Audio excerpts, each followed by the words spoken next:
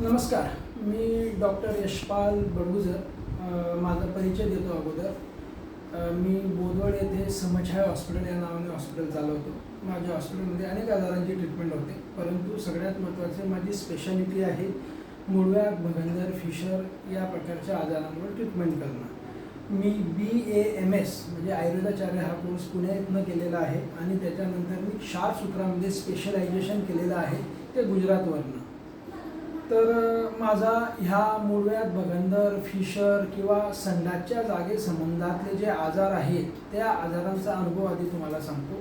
मी मागील 14 ते 15 वर्षांपासून ह्या तिन्ही प्रकारच्या आजारांवर क्षारसूत्र पद्धतीने उपचार करतो आहे. मी आतापर्यंत जवळपास 10 ते 15 हजार रुग्णांची तपासणी केलेली आहे या आजारांची आणि साधारण 3,500 पेशंटवर क्षारसूत्र पद्धतीने यशस्वी उपचार केलेले आहे.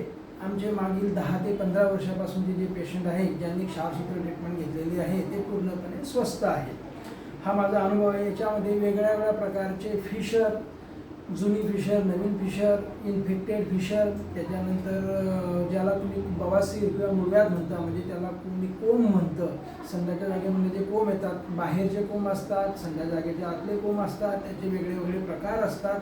ह्या सगळ्यांवरची ट्रीटमेंट. त्याच्यानंतर भगंदर की जो खूप घातक आजार मानला जातो, तर या भगंदरामध्ये सुद्धा वेगळे 5-6 प्रकार असतात. या सगळ्या प्रकारांची ट्रीटमेंट आपण ह्या माझ्या हॉस्पिटलमध्ये आपण क्षारसूत्र पद्धतीने करतो. आता नेमकं ह्या ग्रुपचा उद्देश काय आहे की आपण हा जो ग्रुप तयार केलेला आहे, आम्ही फेसबुकला आणि इंस्टाग्रामला आमच्या ह्या स्पेशालिटीविषयी एक ॲडव्हर्टाईज टाकली होती. ह्या ॲडव्हर्टाईजवर आपण लोकांनी बघितली, त्याच्यावर क्लिक केलं आणि तुमचे नंबर आम्हाला मिळाले. तर हा जो ग्रुप आपण व्हॉट्सॲपचा एक ग्रुप तयार करतो आहे, या ग्रुपचा उद्देश काय बनवण्यामागे?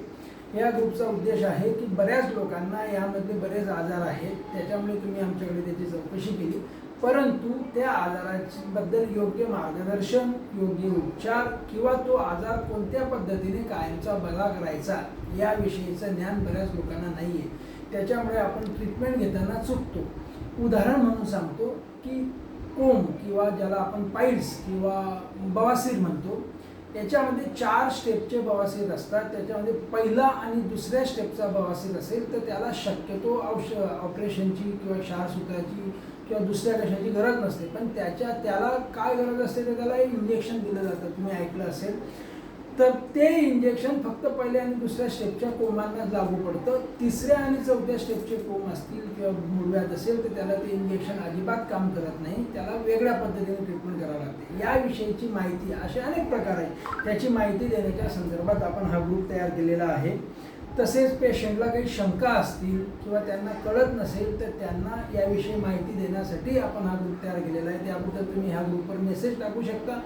जसा वेळ मिळेल तसा आम्ही व्हिडिओ त्याचा बनवून टाकू किंवा तुम्हाला व्हॉट्सॲपद्वारे त्याचं उत्तर देऊ.